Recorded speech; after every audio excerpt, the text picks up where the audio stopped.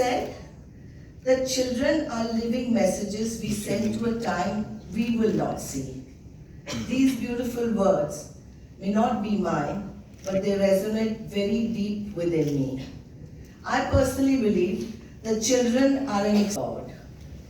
They embody our hopes, reflect our aspirations, and carry our legacy forward. In a perfect world, children would not need doctors. Unfortunately, despite the march of time and technology, they remain vulnerable to disease and death. In India, countless children are unable to access even basic healthcare, let alone the world-class healthcare they truly deserve. Kokilaben Hospital has determined to do its part to bridge this divide and many other gaps in the healthcare fabric.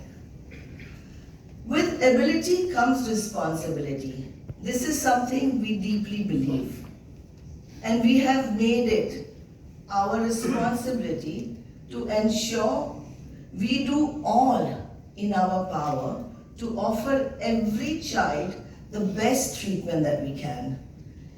Indeed, as we expand our footprint across the region and into hinterland, our roots in the communities we serve are growing deeper. And our resolve to widen the embrace of care has become stronger. That resolve lies in the heart of every life matters. It's tagline, but the underlying principle behind all that we do and the title of our CSR initiative. So friends, today our focus is freedom from thalassemia. Our program to give children stricken by the disease their childhoods and lives back through bone marrow transplant. Our programs to provide access to child care without any barriers include touching little hearts, corrective surgeries and procedures for congenital heart diseases, Project Suno, cochlear implant surgeries for children with congenital hearing disability, and the 4 C's: contain, combat, conquer cancer, diagnostic, surgical, chemotherapy, radiation, and rehabilitation. The Pediatric Orthopedic Deformity Correction and Rehabilitation, our latest initiative. So our philosophy to deliver these programs has been based on the Hindi idiom of Vaman se Virat, start small and grow in strength.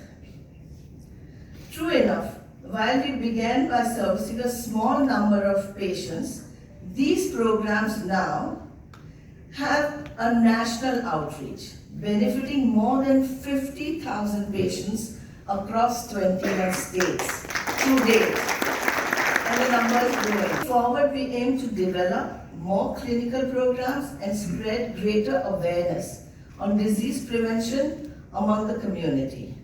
For example, avoiding consanguineous marriages, which means marriage between blood-related individuals descended from the same ancestors. So blood relation marriages are actually a no-no for this.